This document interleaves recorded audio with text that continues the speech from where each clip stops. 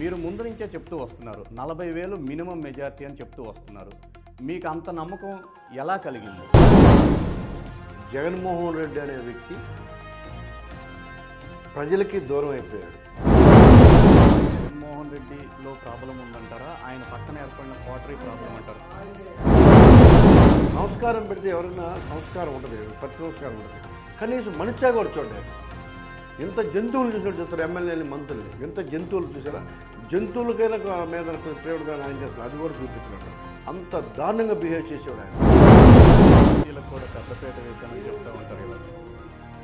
ఆయన వ్యవహార శైలి చూసి ఇవాళ ఆంధ్రాల తయారు చుట్టుపక్కల ఉత్తరాంధ్రలో కూడా ఒక్క సీటు కూడా రాదని చెప్తున్నారు. ఎట్లా ఇది కూడా అంతే? ఉత్తరాంధ్రాలు కాదండి, మీకు నిజంగా చెప్తున్నా. చెబితే అందరూ బయట ఏదో పిచ్చోడు అనుకోవట్లే అనుకోని నేను ఏం బయటికి చెప్పలేదు.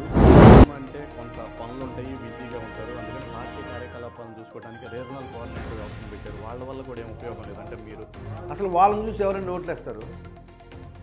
వాళ్ళని చూసి ఎవరు ఓట్లేస్తారు? అంటే జగన్మోహన్ రెడ్డి గారి మీద ఉద్దేశపూర్వకంగానే ఇలాగ దుష్ప్రచారం చేశారు అని కూడా అంటారు. అంటే కావాలని మొదటి నుంచి కూడా ఆయన బ్యాడ్గా క్రియేట్ చేయడం, కేవలం బట్టలు నొక్కడానికే పరిమితమయ్యారని. సంక్షేమ పథకాలు అందరికీ అందినాయి కదా, వాళ్లే ఓట్లేస్తారని కూడా వైసీపీ చేతిలో చేయేసావు. నేను ముఖ్యమంత్రి మంత్రి అన్నావు, చేతిలో చేయేసావు. నేను రాజకీయాల్లో నువ్వు ఎమ్మెల్యే అన్నావు, చేతిలో చేయేసావు. మేయర్ అన్నావు. ఇన్ని నాకే ఇన్ని అబద్ధాలు చెప్తే. ఎన్నికలకు సంబంధించి కేవలం నెల రోజుల ముందే మీరు జనసేన పార్టీలో చేరటం జరిగింది. అత్యధికంగా 65,000 ఓట్ల మెజార్టీ వచ్చింది. ఎలా సాధ్యమైంది? ఇది సాధ్యం అవటం ఒక విషయం అయితే, మీరు ముందు నుంచే చెప్తూ వస్తున్నారు 40,000 మినిమం మెజార్టీ అని చెప్తూ వస్తున్నారు. మీకు అంత నమ్మకం ఎలా కలిగింది? నేను గత 15 సంవత్సరాల నుంచి రాజకీయంలో ఉన్నాను. దానికి తోడు గ్రౌండ్ లెవెల్ రియాలిటీ నాకు ఉంది. జగన్మోహన్ రెడ్డి అనే వ్యక్తి ప్రజలకి దూరం అయిపోయాడు, ఆ నాయకులకి దూరం అయిపోయారు. ప్రజలకి ఆయనకున్న సంబంధాలు తెగిపోయాయి. ఆయన కేవలం బటన్ నొక్కడానికి, తన సంపాదన కోసం ఒక 6గురిని పెట్టుకొని పూర్తిగా ప్రజల్ని విస్మరించారు. పదే ఎన్నిసార్లు కింద వాళ్ళకి చెప్పినా ఉపయోగం లేకుండా అయిపోయింది. అటు చూసుకుంటే ఆయనకి చెప్దామంటే కలిసే పరిస్థితులు లేవు. ఆయన మంత్రులనే గెలవలేదు. ఇంకా మా ఎమ్మెల్సీగా ఉన్న మా లాంటి వాళ్ళ దగ్గరికి అసలు ఛాన్సే లేదు. ఆయన ఒక గృహంలో బంధించబడినట్టుగా ఆ గృహాన్ని నమ్ముకొని ఆ గృహం చుట్టూ తిరగడం అలవాటు పడిపోయాడు. సో నన్ను చూసి ఓట్లేస్తారు, నేనే అన్ని అనే అహంకారంతో ఆయన అలా తయారయ్యారు. ఆయన చూసి ఎవరు ఓట్లేరు. ఆయన చూసి ఓట్లేసే పని అయితే పోటీలోనే సీఎం అవుతారండి. ఆయన చూసి ఓట్లేరు. నేను ఉండే విధానం, నేను అనుసరించే వ్యూహాలు, నేను ప్రజలకి ఎంత దగ్గరగా ఉన్నాను, నేను ఏం చేస్తాను, ప్రజలకి నేను ఎంత నమ్మకంగా పనిచేస్తాను, ఈ వ్యవస్థల్ని నేను ఏ విధంగా నడిపిస్తానన్న ఒకే ఒక వాటి మీద మాత్రమే ప్రజా ఓటింగ్ జరుగుతుంది తప్ప రాచరికం కాదు ఇది. ఆ రోజులు పోయినాయి. ఇవాళ ఇంటికి ఒక చదువుకున్నాను, ప్రతి ఇంట్లో ఒక ఏసీ ఉంది, ప్రతి ఇంటికి ఒక కారు ఉంది, ప్రతి ఇంటికి ఒక బండి ఉంది. ఇంత డెవలప్ అయినటువంటి ఈ రాష్ట్రంలో, ఇంత బాగున్నటువంటి రాష్ట్రంలో నన్ను చూసి ఓట్లేస్తారనే అహంకారం ఆయన నెత్తికెక్కిపోయింది. ఏ నాయకుడిని లెక్క చేసినట్టు లేదు, ఏ కార్యకర్తలను లెక్క చేయలేదు, ఏ ఒక్కరిని కూడా పట్టించుకున్న పరిస్థితి లేదు.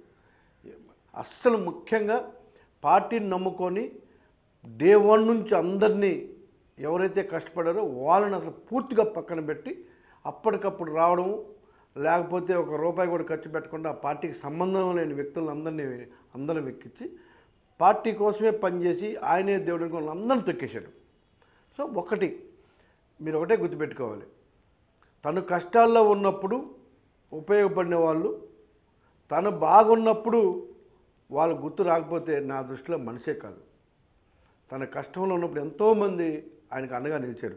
వాళ్ళందరినీ ఆయన పొజిషన్లోకి తొక్కి పడేశాడు. వాళ్ళకి అండగా ఉండాల్సినటువంటి వ్యక్తి నమ్మక ద్రోహం చేసినట్టుగా వాళ్ళంత ఆర్థికంగా రకరకాల ఇబ్బందులు ఉన్నప్పటికీ ఈయన లెక్క చేయకుండా కొత్త వాళ్ళ మీదకి ఎక్కించి కొత్త వాళ్ళని తెచ్చేసి వాళ్ళ జీవితాలను అంధకారం చేసి వాళ్ళ పాపం పండింది, వాళ్ళ పాపం తగిలింది. సర్వనాశనం అయిపోతారు ఇలాంటి వ్యక్తులైన కారణం అదొకటే ఒక కారణం. ఎదుటి వాళ్ళని హింస పెడితే ఇలా ఉంటుంది అని జగన్మోహన్ రెడ్డి గారికి ప్రజలు చూపించారు. ఎంతోమంది నాలాంటి వాళ్ళ పాపం తగిలి ఇవాళ ఆయన అలాంటి పరిస్థితులు వచ్చాయి తప్ప ఇంకొకటైతే రేలు కాదు. ఆయన స్వయంకృతారాపం అంతే. ఎవరు కూడా దానికి బాధ్యులు కాదు. ఆయన చేసుకున్నదే ఆయనకి. ఇవాళ మీరు చూసుకోండి, మేము ఎవరితో ఫైట్ చేసామో కాటరాజు గారు, కామరాజు గారు లాంటి వ్యక్తుల్ని మా మీద ఎక్కిచ్చేస్తున్నాడు. పార్టీ జెండా కొన్నోళ్ళు కాదు వాళ్ళు, పార్టీ చూసిన వాళ్ళు కాదు వాళ్ళు, అసలు పార్టీలు ఏ రోజు కూడా పార్టీకి నడిచిన వాళ్ళు కాదు. అలాంటి ఎదవలు తీసుకొచ్చి మా మీద ఎక్కిచ్చేస్తే చూస్తూ ఎవరు ఊరుకుంటారండి? ఒకరోజు, 2 రోజులు, 3 రోజులు, 4 రోజులు ఇలాగ రాష్ట్ర వ్యాప్తంగా చేశాడు. పార్టీ కష్టపడిన వాళ్ళందరి మీద ఎవరన్నా తీసుకొచ్చి ఎక్కిచ్చేసేసి ఇవాళ వాళ్ళ జీవితాలతో ఆడుకున్నారు. కాబట్టి ప్రజలు ఆయన జీవితంతో ఆడుకున్నారు. ఏ ఒక్క కార్యకర్త, జెండా పట్టుకున్న ప్రతి కార్యకర్త కూడా ఆయనకి యాంటీగా పనిచేశారు. జెండా పట్టుకున్న ప్రతి కార్యకర్త కూడా ఆయన తిడుతున్నారు. జెండా పెట్టుకున్న రోడ్డు మీద పడుకున్న ప్రతి ఒక్కరు కూడా పచ్చి బూతులు ఆయన తిడుతున్నారు తప్ప ఆయన ఒక నాయకుడిగా కూడా గుర్తించే పరిస్థితులు లేవు. ఎందుకంటే నమ్ముకున్న వాళ్ళకి ఆయన తీవ్ర అన్యాయం చేశారు. లాస్ట్లో ఎవడైతే డబ్బులు పట్టుకొస్తాడో, ఎవడు డబ్బులు అధికారం తప్ప ఆయన రెండో చూడలేదు కాబట్టి ఆయనకి ఇలాంటి పరిస్థితి వచ్చింది. ఎప్పుడు కూడా డబ్బులు ఇవాళ మా కామరాజు గారు ఏదో 100 కోట్లు ఖర్చు పెట్టాడు. కామరాజు గారికి ఏమొచ్చిందండి? ఇక్కడ 70,000తో పోతాడని నేను 6 ప్రెస్ మీట్లు చెప్పాను. 70,000తో పోయాడు. అలాంటి కామరాజు, కాటరాజులు నమ్ముకొని ఇవాళ అలాంటి పరిస్థితి తెచ్చుకున్నాడు ఆయన. విశాఖపట్నం ఇంత ఘోరంగా పోవడానికి కారణం చూడండి, లక్షల మెజార్టీ రావడానికి కూడా ఇలా కాటరాజు, కామరాజులు నమ్ముకొని పార్టీకి కష్టపడిన వాళ్ళు వదిలేసి దద్దమ్మలందరూ నమ్ముకొని ఇలాంటి పరిస్థితి తెచ్చుకోవడం తప్ప ఇంకొకటి కారణమే కాదు. ఇవాళ కూటమికి ముఖ్యంగా ఎన్డీఏకి సంబంధించి ప్రజల్లో ఒక నమ్మకం వచ్చింది. ఒక్కసారి నేను అవకాశం ఇస్తే ఇవాళ ఈ రాష్ట్రాన్ని వెనక్కి తీసుకెళ్ళి అప్పులు చేయడం, ఇంట్లో కూర్చోవడం, బటన్ నొక్కడమే రాజకీయం అయితే ఎవరైనా నొక్కుతారు కూర్చొని బటన్. ఒక ఇంటికి పెద్ద ఏ విధంగా సక్సెస్ఫుల్గా నడిపిస్తే ఆ ఇల్లు బాగుంటుందో ఈ రాష్ట్రానికి కుటుంబ పెద్దగా తీసుకొని ఆయన ఈ రాష్ట్రాన్ని నడిపించాలి. ఆ రాష్ట్రాన్ని నడిపించే దాంట్లో ఆయన ఫెయిల్ అయ్యాడు. ఇవాళ నాలాంటి వ్యక్తులు కూడా ఇవాళ ఉదాహరణకి మాకు ఒక సమస్య ఉందని చెప్పేసి పెద్దిరెడ్డి గారి దగ్గరికి వెళ్తే ఆ వ్యక్తి ఎంత అహంకారంతో ఉన్నాడంటే నేనేదో పైనుంచి దిగొచ్చాను ఒక దేవునిలాగా ఫీల్ అయిపోతున్నాను. నాలాంటి వాడికి అలా ఉంటే ఒక సమస్య ఇంక సామాన్యుల పరిస్థితి అంటే అక్కడ సాక్షాత్ జగన్మోహన్ రెడ్డి గారికి 4 సార్లు చెప్పా. ఆ విధంగా ఆయన కింద ఉన్నటువంటి ధనంజయ రెడ్డి గారికి 4 సార్లు చెప్పా. ఇంకా ఆ తర్వాత ఉన్న వాళ్ళకి 4 సార్లు చెప్పా. పేర్లు ఎందుకులండి, 4 సార్లు చెప్పా. ఆ సమస్య నేనే తీర్చుకోలేకపోయా. సో నాలాంటి వ్యక్తికి 10 సంవత్సరాలు పార్టీ పనిచేసి ఒక ఎమ్మెల్సీ ఉన్న నాలాంటి వ్యక్తి వాళ్ళ దగ్గర ఒక పని చేయించుకోలేకపోతే సామాన్యుల పరిస్థితి ఏంటి, వాళ్ళు ఎంత అహంకారంతో ఉన్నారో విషయాన్ని మీరు గ్రహించాలి. ఆ ధనంజయ రెడ్డి అన్న వ్యక్తి అయితే ఎక్కడి నుంచో ఏదో లోకం నుంచి వచ్చినట్టుగా ఉంటాడు. నమస్కారం పెడితే ఎవరైనా సంస్కారం ఉంటుంది, ప్రతి సంస్కారం ఉంటుంది. కనీసం మనిషిగా కూడా చూడండి. ఆయన ఎంత జంతువులు చూసినట్టు చూస్తారు ఎమ్మెల్యేని, మంత్రుల్ని. ఎంత జంతువులు చూసారా? జంతువులకైనా మీద కొంచెం ప్రేమదాన్ని ఆయనకి అసలు అది కూడా చూపించాడంట. అంత దారుణంగా బిహేవ్ చేసేవాడు ఆయన. ఆయన ఏమనుకున్నాడో అంత అహంకారం ఏంటో కూడా ఎవరికి అర్థం అవ్వదు. ఎందుకు ఈ పరిస్థితి ఎందుకు వచ్చిందంటారంటే జగన్మోహన్ రెడ్డిలో ఎందుకు ఈ పరిస్థితి ఎందుకు వచ్చిందంటారంటే ఆయన వ్యవహార శైలి చూసి ఏర్పడిన క్వార్టరీ ప్రాబ్లం అంటారు. ఆయన వ్యవహార శైలి చూసి ఇవాళ అందరూ అలా తయారు, చుట్టుపక్కల ఉన్న వాళ్ళు ఆయన వ్యవహార శైలి చూసి మాత్రమే ప్రతి ఒక్కరు కూడా అలా తయారయ్యారు. ఆయన అలా ఉన్నాడు కాబట్టి మేము ఇలా ఉండాలన్నట్టు కాన్సెప్ట్ లేక ఆయన వెళ్ళిపోయారు. ఇంకా అసలు మనుషులకు దొరకడమే కష్టం. అలాగే మీరు ఇంకో విషయం గుర్తుపెట్టుకోండి సార్, ఒక పార్టీలో ఆ రోజు ఎన్టీ రామారావు గారు పార్టీ పెట్టారు, తెలుగుదేశం పార్టీని. ఆ తర్వాత దీన్ని ఇప్పుడు చంద్రబాబు గారు నడిపిస్తూ ఉన్నారు. చంద్రబాబు గారు ఢిల్లీ వెళ్తే ఆయన పక్కన ఎవరుంటారు చూడండి, ఏరియా ఒక తయారు చేస్తున్నారు. అలా ఒక బీసీ నాయకుడు, ఒక ఎస్సీ నాయకుడు ఇలా తయారు చేశారు. వీళ్ళు ఏం చేస్తున్నారండి? పెద్దిరెడ్డి, సుబ్బారెడ్డి, సాయిరెడ్డి, మిథున్ రెడ్డి, ఆయన ఆడమ్మగాని పేసేది అసలు నవ్వు కనపడదు ఆ పేసులో. ఎప్పుడు ఎడుతూనే ఉంటాడు ఆయన, ఇలా బాబు చదిపోయినట్టు. ఇలాంటి వ్యక్తులందరినీ పక్కన పెట్టుకొని ఎవరినన్నా ఒక్కరిని తయారు చేసి నా అనుకుని తయారు చేసుకున్నారండి మీరు? ఏ సామాజిక వర్గాన్ని నేను లెక్కలో తీసుకున్నారా? అసలు పరిగణలో తీసుకున్నారా? పురుగులా చూశారు కదా మీరు. ఏమి చెప్పండి, ఇక్కడ ఎవరికి వేశారు బీసీలు? ఎవరు క్యాండిడేట్ లేని వాళ్ళు తప్ప ఎవరికి వేశారు బీసీలు? బీసీలో ఉన్న చోట అందరూ అధికార దాహంతో తన అనుచరులని బీసీలో ఉన్న చోట అందరం తీసుకొచ్చి వాళ్ళని పెట్టుకొని ఇవాళ ఉదాహరణకి మా సామాజిక వర్గాన్ని తీసుకోండి, ఒక్కరికి కూడా ఉత్తరాంధ్రలో ఒక సీట్ ఇలా 34 సీట్లు ఒక సీట్ ఇవ్వలేదు ఆయన. సుక్కలు చూపించారా? సుక్కలు చూపించారా లేదా? మీరు మొదటి నుంచి చెప్తానే ఉన్నారు ఉత్తరాంధ్రలో కూడా ఉత్తరాంధ్రలో కాదండి, మీకు నిజంగా చెప్తున్నా. చెబితే అందరూ బయట ఏదో ఇది పిచ్చోడు అనుకుంటారులే అనుకొని నేను బయటికి చెప్పలేదు. నా చుట్టుపక్కల ఉన్న వాళ్ళకి చాలా క్లియర్గా చెప్పాను. నేను ఎవరెవరికి ఎంత మెజార్టీలో వస్తా కూడా చెప్పా. 160 సీట్లు వస్తాయని గంట కూడా చెప్పా. నేను 66,000 చెప్పి 1000 తగ్గిందండి. 66,000 మెజార్టీ అని చెప్పా. నా చుట్టుపక్కల ఉన్న వాళ్ళకి కౌంటింగ్ వెళ్ళే ముందు కూడా మన 66,000 అని చెప్పా. అందరు నవ్వారు. లోపలికి వెళ్తే అదే వచ్చింది.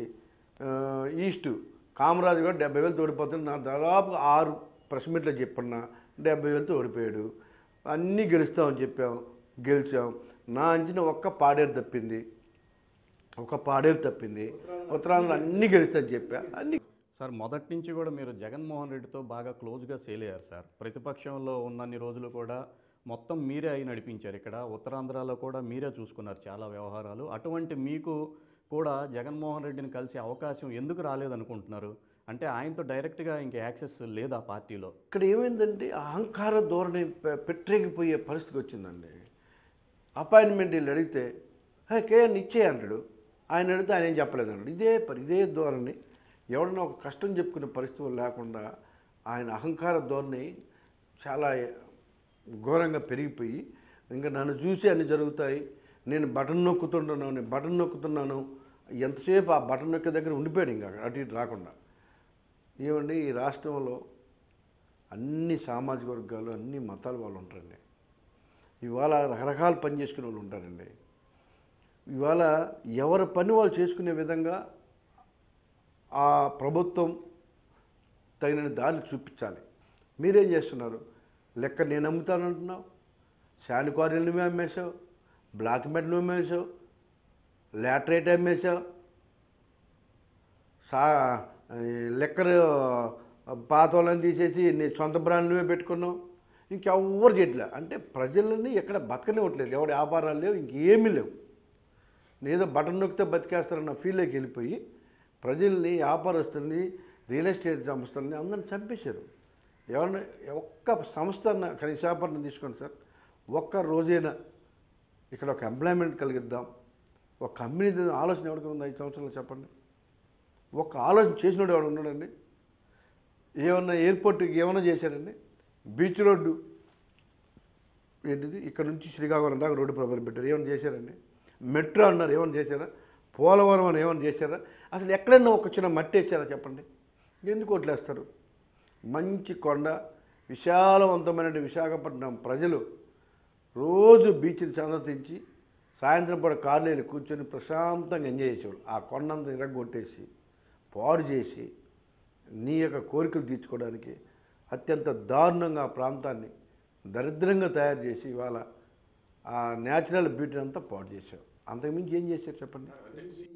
సార్ అంటే సీఎం అంటే కొంత పనులు ఉంటాయి, బిజీగా ఉంటారు, అందుకని పార్టీ కార్యకలాపాలను చూసుకోవడానికి రీజనల్ కోఆర్డినేటర్ వాళ్ళు ఎందుకు వస్తారు? అసలు వాళ్ళు ఎందుకు వస్తారు, ఎందుకు వెళ్తారో తెలియదు. అసలు వాళ్ళని చూసి ఎవరైనా ఓట్లేస్తారు? వాళ్ళని చూసి ఎవరు ఓట్లేస్తారు? పరిపాలనా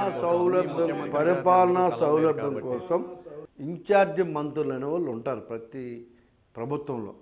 ఇక్కడ అందరం డమ్మిల్ చేశారు. ఇన్ఛార్జి మంత్రులను డమ్మిల్ చేసి తన 6గురిని పెట్టుకొని నడుపుకున్నాడు. ఆ 6గురే కూల్చేశారు. ఇవాళ ఆ 6గురి మీద ఉన్న కోపం ఎవరి మీద, ప్రపంచంలో ఎవరి మీద ఉండదు ప్రజలకి. 6గురి మీద ఉన్న కోపం విపరీతమైన కోపంతో రగిలిపోయేవాళ్ళు. బయటకు ఎవరు చెప్పేవాళ్ళు కాదు, బయటకు అందరూ యాక్ట్ చేసేవాళ్ళు. ఈడేంటి ఇక్కడ వచ్చి పెత్తనం చేసేది, ఈడేంటి ఇక్కడ వచ్చి పెత్తనం చేసేది, ఇదే ఉంది అందరి మధ్యలో, ప్రతి ఒక్కడి మధ్యలో. ఈడెవడు ఇక్కడికి వచ్చి మేము పనికిరామా, ఈడెవడు ఇక్కడికి రావడానికి, వీటి సొంత మందులు తీసుకొచ్చి చేసుకుంటే మనం ఎందుకు ఎమ్మెల్యేలమే, మనం ఎందుకు ఎంపీలమే, మనం ఎందుకు మంత్రులమే, వీడి పనులేంటి అని చెప్పేసి. ఇంకా నిజం చెప్పాలంటే ఆ ఎమ్మెల్యేలు కూడా వాళ్ళకి ఓట్లు వేసుకుంటారు, వాళ్ళు కూడా యాంటీకి చేస్తుంటారు. అంత ఘోరమైనటువంటి యాంటీ వచ్చింది. నాకు తెలిసి ఏ ఒక్క నాయకుడు కూడా ఓటేస్తున్నాడు.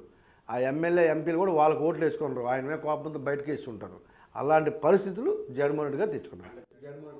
అంటే జగన్మోహన్ రెడ్డి గారి మీద ఉద్దేశపూర్వకంగానే ఇలాగ దుష్ప్రచారం చేశారు అని కూడా అంటారు. అంటే కావాలని మొదటి నుంచి కూడా ఆయన బ్యాడ్గా క్రియేట్ చేయటం, కేవలం బటన్ నొక్కటానికే పరిమితమయ్యారని, సంక్షేమ పథకాలు అందరికీ అందినాయి కదా, వాళ్ళే ఓట్లేస్తారని కూడా. బ్యాడ్ చేసి మేము దగ్గర నుంచి అనిపించిన నేను ఉన్నాను కదా, చేతిలో చేయేసావు, నేను ముఖ్యమంత్రి మంత్రి అన్నావు, చేతిలో చేయేసావు, నేను రాజకీయాల్లో నువ్వు ఎమ్మెల్యే అన్నావు, చేతిలో చేయేసావు, మేయర్ అన్నావు, ఎన్ని నాకే ఇన్ని అబద్ధాలు చెప్తే ఇంక ఒక్క పథకం ఏముందని చెప్పండి.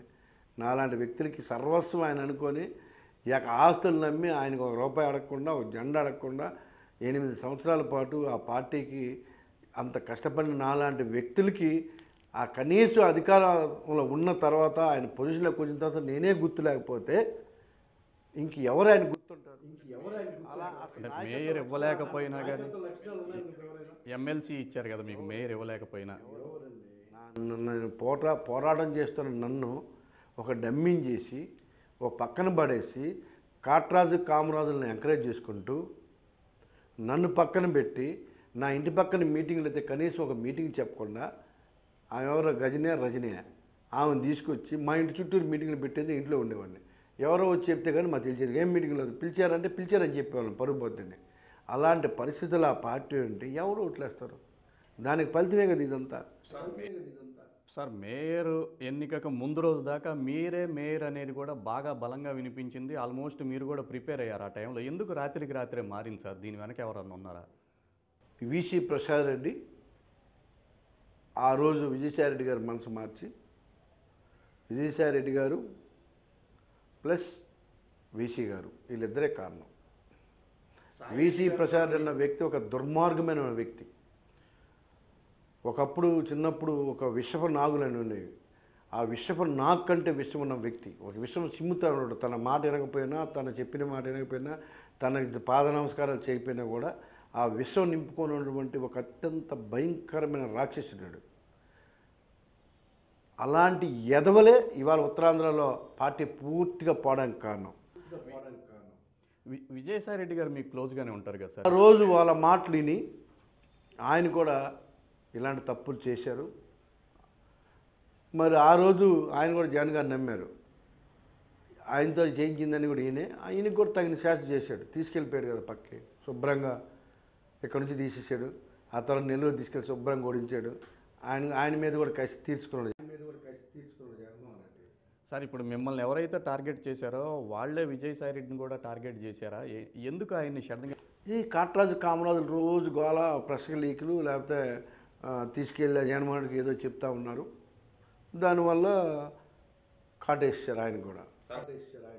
సార్, మొదటి నుంచి మీరు అంటే మొన్న రిజల్ట్ రోజు నుంచి కూడా ఈ కాట్రాజు, కామరాజు, భట్రాజు అని 3 పేర్లు వాడుతున్నారు. అందరికి తెలుసు. ఓపెన్గా అంటే మనకి చెప్పగలరా ఎవరు వాళ్ళ? అంటే ఆ ఇద్దరు ఎవరు? ఆ కాట్రాజు, ఎవరు వాళ్ళు? ఏంటి సార్ వాళ్ళ పరిస్థితి ఏంటి? ఇప్పుడు వాళ్ళు కూడా ఓడిపోయే ఉంటారు. మరి ఏంటి వాళ్ళ మీద మీరు ఎట్లా, మీకు ఎంత అన్యాయం? నాకే కాదు, ఈ విశాఖపట్నంలో ఉన్న ప్రజలకు చేశారు, విశాఖపట్నం నాయకులందరికీ చేశారు, విశాఖపట్నం బిల్డర్స్కి అన్యాయం చేశారు, విశాఖపట్నంలో ఉన్న ప్రతి నాయకుడికి అన్యాయం చేశారు. కాట్రాజు, భట్రాజు ముగ్గురు కూడా. ఇవాళ ముగ్గురు పరిస్థితి ఒకసారి చూడండి. దేవుడు స్క్రిప్ట్ రాస్తానని చెప్పాడు జగన్మోహన్ రెడ్డి గారు అసెంబ్లీలో, రాసేసారు బాగా. నేను ఒకసారి చెప్పాను మీకు, నాలాంటి మంచి వ్యక్తులకు అన్యాయం చేస్తే పుట్టగదులు లేకుండా పోతారు, మీ జీవితాలు అంధకారం అయిపోతాయని నేను ఒకరోజు మేయర్ రోజున నా నోటితో చెప్పడం జరిగింది. ఎవరైతే ముగ్గురు పేర్లు ప్రస్తావించానో ఆ ముగ్గురు పేర్లు ఇవాళ తలుచుకోండి. మీరు ముగ్గురు పరిస్థితి సేమ్. మంచివాడికి అన్యాయం చేస్తే వాడి నోట్లో వచ్చిన ఒక ప్రతి మాట కూడా అమలై తీరుతుంది. ఇది దేవుడి స్క్రిప్ట్. సార్, జగన్మోహన్ రెడ్డి గారిని ఓడించలేక షర్మిలని కాంగ్రెస్ పార్టీలోకి పంపించి ఆయన పైన బాబాయ్ హత్య అని పదే పదే ప్రచారం చేయించారు. అది కూడా కొంత డ్యామేజ్ చేసిందని అంటున్నారు. నిజంగానే అది జరిగిందా? షర్మిల అలా మాట్లాడటం 10 సంవత్సరాల ముఖ్యమంత్రి నిజం కాకపోతే 5 సంవత్సరాల్లో అరెస్ట్ చేయలేరా?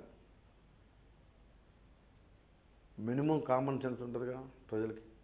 సిబిఐ పరిధిలో నడుస్తుంది. ఈయన పరిధిలో ఈయన కూడా అధికారంలో ఉన్నాడుగా. మోడీ గారికి ఎన్నిసార్లు నమస్కారం చేయలేదు వెళ్ళి?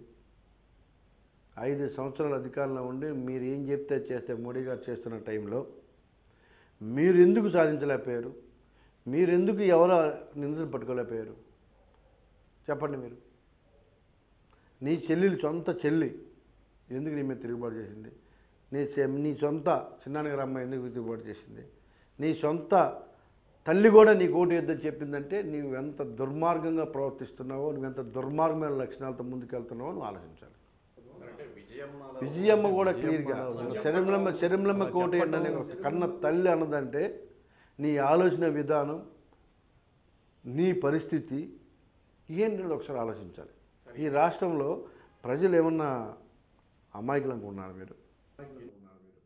ఎన్నికల ముందు కన్నతల్లి అలా చెప్పటం ఎంతవరకు డ్యామేజ్ చేసింది అనుకుంటున్నారు సార్? అంటే ఆల్రెడీ పార్టీకి డ్యామేజ్ జరిగిందంటారు.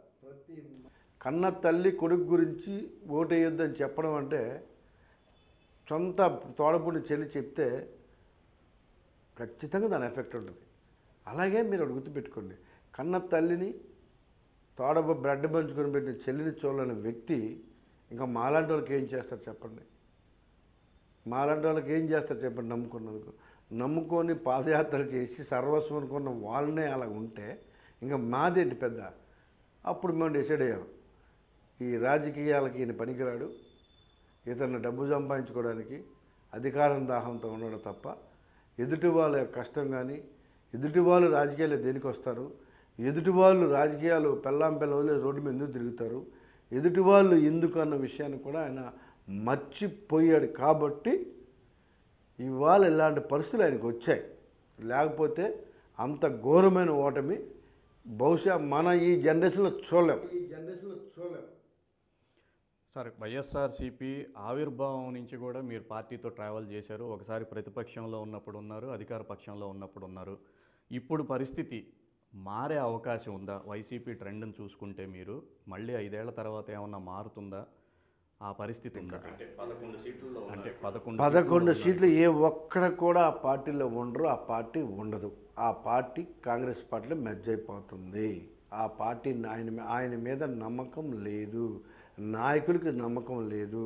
అందరూ కూడా ఇవాళ జనసేన తెలుగుదేశం పార్టీలో చేరడానికి సిద్ధంగా ఉన్నారు. ప్రతి ఒక్కరు రెడీగా ఉన్నారు, ప్రతి ఒక్కరు మాకు టచ్లో ఉన్నారు. మా వాళ్ళు ఇవాళ పవన్ కళ్యాణ్ గారు ఓకే అన్నమే లేటు, ఆ పార్టీ ఉండే ఛాన్సే లేదు, ఆ నాయకుడి మీద నమ్మకమే లేదు, ఆ నాయుడు నమ్ముకున్న వాళ్ళ పీకలకు వస్తుందని చెప్పేసి ఇవాళ రాష్ట్ర వ్యాప్తంగా ఉన్న ప్రతి నాయకుడికి తెలుసు. ఆయన నమ్మే వాళ్ళు లేరు. ఆయన జీవితంలో ఏ నాయకుడు కూడా నమ్మడు. అవసరం కోసం ఆయన ఎలా వాడుకుంటాడో ఆయన్ని కూడా వాడుకోవడానికి ప్రయత్నిస్తారు తప్ప ఆయన మీద విశ్వాసం అన్నది ఎవరికి రాదు, ఇక జనంలో పుట్టదు. సార్, మీరు ఏదైతే స్ట్రగుల్ అయ్యి బయటకు వచ్చి పోటీ చేసి ఇప్పుడు ఎమ్మెల్యేగా గెలిచారో, ఆ ఇబ్బందులకు కారణమైన వాళ్ళ పరిస్థితి ఏంటి సార్? అంటే వాళ్ళని వదిలేసినట్టేనా? ఇంకా మీరు సర్వైవ్ అయ్యారు కాబట్టి బయటకు వచ్చేసారు, మీరు అనుకున్న శబ్దం నెరవేరింది కాబట్టి మిమ్మల్ని ఇబ్బంది పెట్టిన వాళ్ళని అలా వదిలేస్తారా? లేకపోతే వాళ్ళ మీద ఏమైనా చట్టం తీసుకోవటం కానీ? ఎవరు చుట్టం కాదన్నది అందరికి తెలిసిన విషయమే. వాళ్ళు చేసిన తప్పులు వాళ్ళని వెంటాడుతూనే ఉంటాయి, ఎక్కడికి పోవు. నువ్వు ఒకరిని కొట్టాలని చూస్తే నీకు దేవుడు కొడుతూనే ఉంటాడు కూడా, ఎక్కడికి వదలరు, ఎవరు వదలరు. ఆ మనుషులు మానవత్వం లేని మనుషులు. ఆ మనుషులు అసలు ఇంకా మనుషులతో కూడా పోల్చడం కంటే, ఆ పేర్లు చెప్పడం కంటే కూడా వాళ్ళని నా నోటితో చెప్పడం కూడా నాకు ఇష్టం లేదు. కాబట్టి దాని గురించి నేను పదే చెప్పడం కూడా, వాళ్ళని హైలైట్ చేయడం కూడా నాకు ఇష్టం లేదు. సార్, ఈ విఐపి రోడ్డుకి సంబంధించి మీరు ఎవరైతే చెప్తున్నారో ఆ ప్రాజెక్టుల దగ్గర పవన్ కళ్యాణ్ గారు కూడా ప్రతిపక్షంలో ఉన్నప్పుడు సందర్శించడం జరిగింది. ఇది అక్రమ ప్రాజెక్టు, మేము అధికారంలోకి వస్తే దాని సంగతి తెలుస్తాం చట్ట ప్రకారంగా అని చెప్పడం జరిగింది. దాని మీద ఏమన్నా చర్యలు తీసుకునే అవకాశం ఉందా? ఖచ్చితంగా మేము గెలిచిన మొదటి రోజే ఆ రోడ్డు క్లోజింగ్ తీయించాం. ప్రస్తుతం అది ఎలా జరుగుతుందో ఏంటో అధికారులు చూడడం జరిగింది. దాన్ని ఆల్రెడీ స్టాపేజ్ ఇచ్చారు. అలాగే ఇంకో దాని మీద ఎఫ్ఐఆర్ కూడా పడిపోయింది. హైగ్రీవాలో పాపము, ఆ హైగ్రీవా నెంబర్ 1 కంపెనీ ఒకప్పుడు విశాఖపట్నంలో ఈ కామరాజు గారు ఇద్దరు చేతులు పడి ఆయన జీవితం, కుటుంబం చిన్నాభిన్నం అయిపోయింది. ఆవిడ కేసు పెట్టడం జరిగింది, ఆవిడ మీద ఎఫ్ఐఆర్ కూడా వేయడం అయిపోయింది. దాన్ని అన్యాయంగా అక్రమంగా ఆ వ్యక్తి బిజినెస్ ఇస్తే బతుకుదెరువు కోసం చేసుకున్నటువంటి కాట్రాజ్ గడు ఆయన్ని కాటేసి వాళ్ళ కుటుంబాన్ని కాటేసి వాళ్ళ ఆస్తులు లాక్కొని వాళ్ళని రోడ్ల మీద వేసాడు కాబట్టి ఇలా కాట్రాజ్ గడికి ఆ పరిస్థితి వచ్చింది తప్ప ఇంకోటి కాదు. ఆ కాట్రాజ్ గారిని మాత్రం దేవుడు చూస్తూ ఊరుకోడు. ఆ కుటుంబం ఉసురు తగిలింది ఆ కాట్రాజ్ గడికి అని నేను చెప్తా ఉన్నా. భవిష్యత్తులో వీళ్ళిద్దరు కూడా జీవితం నాకు తెలిసి ఇలాగా తిరగడం ఉండమే తప్ప చట్టం వాళ్ళనైతే వదలదు. వాళ్ళు 5 సంవత్సరాలు వాళ్ళు చేయని తప్పు లేదు, వాళ్ళు వేయని వేషాలు లేవు కాబట్టి ఖచ్చితంగా విశాఖపట్నంలో చట్టం తన పని తాను చేస్తుందని తెలియజేస్తాను. సార్, ఈ విషయాలన్నీ పక్కన పెడితే జనసేనకు సంబంధించి గడిచిన 10 ఏళ్ల నుంచి కూడా పార్టీ మనుగడ సాగిస్తూ ఉంది. అయితే గ్రౌండ్ లెవెల్లో కమిటీలు కానీ జిల్లా కమిటీలు కానీ పూర్తి స్థాయిలో కూడా ఇంకా సంస్థాగతంగా బలోపేతం కాలేదు. ఇప్పుడు పార్టీని బలోపేతం చేయడానికి ఎటువంటి చర్యలు తీసుకుంటారు? కూటమిలో ఉన్నారు కాబట్టి అలాగా కంటిన్యూ అవుతారా? పార్టీ పరంగా బలోపేతం చేసుకుంటూ వెళ్తారా? కూటమిలో పొత్తు మాత్రం కంటిన్యూ అవుతుందండి. పొత్తు గురించి మా బాస్ ఏది చెప్తే ఫైనల్ ఆయన చెప్పున్నారు చాలా క్లారిటీగా. పార్టీ పరంగా సంస్థాగత నిర్మాణం జరుగుతూ ఉంది, ఆల్రెడీ జరిగి ఉంది. ఇంకా పూర్తి స్థాయిలో రాష్ట్ర వ్యాప్తంగా బూత్ ప్రెసిడెంట్ దగ్గర నుంచి అప్ టు మా రాష్ట్ర అధ్యక్షుడి వరకు కూడా దీన్ని కమిటీల రకంగా అన్ని రకాలుగా నిర్మిస్తాం. అతి త్వరలోనే దాని మీద మా నాయకుడు ఒక నిర్ణయం తీసుకొని మాకు ఆదేశాలు ఇస్తారు. పార్టీ నిర్మాణానికి పొత్తుకి సంబంధం లేదు. తెలుగుదేశం పార్టీ నిర్మాణం తెలుగుదేశం ఉంటుంది, జనసేన నిర్మాణం జనసేనకు ఉంటుంది, బీజేపీ నిర్మాణం ఉంటుంది. మాది పొత్తు ధర్మం. అందరం కలిసి ఒకే మాట మీద నడుస్తాం, వ్యవస్థల్ని నడిపిస్తాం. మాది పొత్తు ధర్మం తప్ప పార్టీలు విలీనమయ్యే పార్టీ అలాంటి పరిస్థితులు ఎవరి పార్టీ ఘన విజయం సాధించింది. రాష్ట్రంలో ప్రతిపక్షం అనేది లేదు. ఒక రకంగా చెప్పుకోవాలంటే జనసేన అంటే టెక్నికల్గా కాకపోయినా ప్రతిపక్ష హోదా జనసేనకైతే దక్కే అవకాశం ఉంది. ఈ కోవలో ప్రజా సమస్యలను వినిపించాలి అని అంటే జనసేన ఎటువంటి ఇది ప్రజల పక్షం వహిస్తుందా లేదా కూటమిలో అలాగా కొనసాగుతుందా? డౌట్ లేకుండా ప్రజల పక్షాన్ని నిలబడతాం. కూటమి అభ్యర్థులు అందరూ నిలబడతాం. ఎక్కడైనా సమస్య ఉంటే ఖచ్చితంగా కూడా ప్రతి సమస్యని అసెంబ్లీలో ప్రస్తావిస్తాం, రికార్డులు ఎక్కిస్తాం, ముఖ్యమంత్రి గారి దృష్టికి తీసుకెళ్తాం, స్పీకర్ గారి దృష్టికి తీసుకెళ్తాం. సమస్యలను పరిష్కరించే దిశగా వర్క్ చేస్తాం. మాలో మేమే మాట్లాడతాం. సమస్యల మీద మాట్లాడడం తప్పేం లేదు. ప్రభుత్వం మీద వ్యతిరేకంగా మాట్లాడినట్టు అవ్వదు కదా. సమస్యల మీద మాట్లాడతాం. సమస్యలు ప్రజలకి ఉన్న ప్రతి సమస్యను తీర్చడానికి అసెంబ్లీ వేదికగా మేము చేసుకుంటాం. అంతే తప్ప ప్రతిపక్ష హోదా లేనంత మాత్రాన ఆయన వాళ్ళ అసెంబ్లీకి రాదు నాకు తెలిసి. ప్రజలు గెలిపించి ఉన్నోళ్ళు వస్తారని ఆశిస్తున్నాం. రారు. ఆయన మూర్ఖత్వమైన నిర్ణయాలు ఉంటాయి కాబట్టి వాళ్ళ నిర్ణయం ఎలా ఉంటుందో తెలియదు. వాళ్ళకి లేకపోతే ఆ ప్రతిపక్ష హోదాని మేము ఖచ్చితంగా ఫుల్ఫిల్ చేస్తాం. ప్రజల సమస్యల మీద అసెంబ్లీలో ప్రస్తావిస్తాం. అటు తెలుగుదేశం వాళ్ళు ప్రస్తావిస్తారు, జనసేన వాళ్ళు ప్రస్తావిస్తారు, బీజేపీలో కూడా ప్రస్తావిస్తారు. లాస్ట్గా సార్, మీరు అంటే వైఎస్ఆర్సీపీ అధికారంలో ఉన్నప్పుడు అసలు కూటమి ఇంకా ఫామ్ అవ్వలేదు, ఏం జరుగుతుందో రాష్ట్రంలో అనే సందిగ్ధంలో ఉన్నప్పుడు ఎమ్మెల్సీగా మీకు ఇంకా 5 ఏళ్ళు పదవీ కాలం ఉండి కూడా తృణప్రాయంగా దాన్ని వదిలేసి అసలు అధికారంలో ఉంటామా లేదా అనే విషయం పక్కన పెట్టి వీళ్ళు అధికారంలోకి వస్తారా లేదా అనే సందిగ్ధత మిగతా వాళ్ళకు ఉన్నప్పటికీ మీరు అంత డేరింగ్ నిర్ణయం ఎలా తీసుకున్నారు పార్టీ మారాలని? ఎమ్మెల్సీని వదులుకోవటం అనేది చాలా ఆశ్చర్యకరమైన విషయం. నాకు 4 సంవత్సరాల 2 మంత్స్ ఆ రోజుకి ఎమ్మెల్సీ ఉంది. నా శ్రేయబులస్లు అందరూ కూడా నన్ను తిట్టారు. ఏంటంత పిచ్చి నిర్ణయం, మళ్ళీ వైఎస్ఆర్ కాంగ్రెస్ పార్టీ అధికారంలో రాబోతుంది, జగన్మోహన్ రెడ్డి గారు ముఖ్యమంత్రి అవ్వబోతున్నారు, ఎందుకు అలా నిర్ణయం తీసుకున్నావు, అయినా ఎమ్మెల్సీ ఉండగా మళ్ళీ ఎమ్మెల్యే దేనికి, ఎందుకు అంత రిసీవ్ చేస్తున్నావు, చాలా తప్పు చేస్తున్నాను అని చెప్పేసి చాలామంది మాట్లాడడం జరిగింది. కొంతమంది నువ్వు తెలుగుదేశం పార్టీ సజెస్ట్ చేసి రకరకాల ఎవరో ఉపయోగాలు చెప్పారు. అలాగే నేను తీసుకుంది కూడా పార్టీ అవసరం నిర్ణయం తీసుకున్నాం. నేను అందరిలాగా అటు ఇటు డబల్ గేమ్ ఆడడం నాకు ఇష్టం ఉండదు. ఈ పార్టీ నుండి ఆ పార్టీకి చేయడం, ఆ పార్టీ నుండి ఈ పార్టీకి చేయడం నాకు ఇష్టం ఉండదు. ఏదైనా అలాంటి పరిస్థితి పార్టీ మారిపోతుంది తప్ప అటు ఇటు తిరగడం అనేది నా లైఫ్లో నా మనస్సు అంగీకరించదు. అందరిలాగా తప్పుడు పనులు చేసే మనస్తత్వం కాదు కాబట్టి నేను పార్టీ అవసరం నిర్ణయం తీసుకున్నా. మా ఇంట్లో కూడా మా వైపు కూడా చెప్పలేదు, మా ఉమ్మడి ఫ్యామిలీ మా బ్రదర్స్ కూడా ఎవరికి చెప్పలేదు. చెబితే ప్రతి ఒక్కరు చెప్పేది ఏంటంటే ఆ రోజు పరిస్థితుల్లో ప్రతి ఒక్కరు కూడా జగన్మోహన్ రెడ్డి గారు సీఎం అవుతారు అనే ఒక దృక్పథంతో ఉన్నారు. ప్రతి ఒక్కరు కూడా ఎందుకు రిసీవ్ చేస్తారు, నీకెందుకు కాము అని చెప్పడానికి ప్రయత్నం చేస్తున్నారు.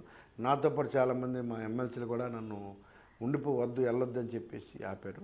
ఆత్మాభిమానం లేని చోట, విలువలు లేని చోట ఎంత కష్టపడ్డామో గుర్తింపు లేకుండా దుర్మార్గుల్ని ఎంకరేజ్ చేస్తూ, పార్టీ జెండా కొన్నోళ్ళని, పార్టీ జెండా పట్టుకున్న వాళ్ళని ఎంకరేజ్ చేస్తూ, మమ్మల్ని డమ్మీలు చేస్తూ ఉంటే పదవి ఉన్నా లేకపోయినా పర్వాలేదు, నేను మెగా ఫ్యామిలీ మీద అభిమానంతో రాజకీయాల్లోకి వచ్చాను, మళ్ళీ మెగా ఫ్యామిలీ పార్టీలోకి వెళ్తున్నా.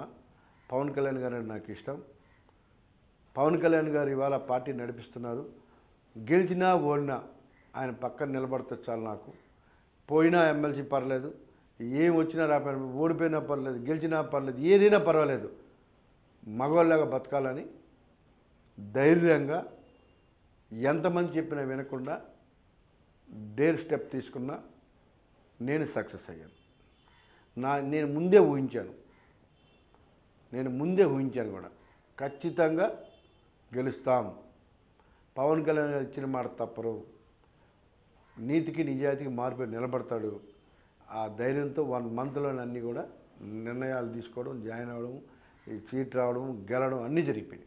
నేను ఎక్కడైతే నా ప్రస్థానం స్టార్ట్ అయిందో మళ్ళీ అక్కడే ఎమ్మెల్యే అయ్యా. సో నాకు దేవుడు అలా రాసి పెట్టున్నాడు కాబట్టి ఖచ్చితంగా అలా జరిగిందని నేను భావిస్తాను. ఇది మొత్తానికి ఇంటర్వ్యూ సారాంశము. వంశీ గారు చెప్పాలనుకున్నవన్నీ కూడా కొండల బద్ద కొట్టినట్టుగా చెప్పారు. ముఖ్యంగా వైఎస్ఆర్సీపీ ఓటమికి జగన్మోహన్ రెడ్డే ప్రత్యక్ష కారణమని, ఆ తర్వాత ఆయన చుట్టూ ఉన్న వంగమాదిగలు ఆయన ఘోర ఓటమికి కారణమని, ఇప్పటికైనా వాళ్ళంతా మారాలని ఆయన చెప్తున్నారు. Sriram Reddy signing of.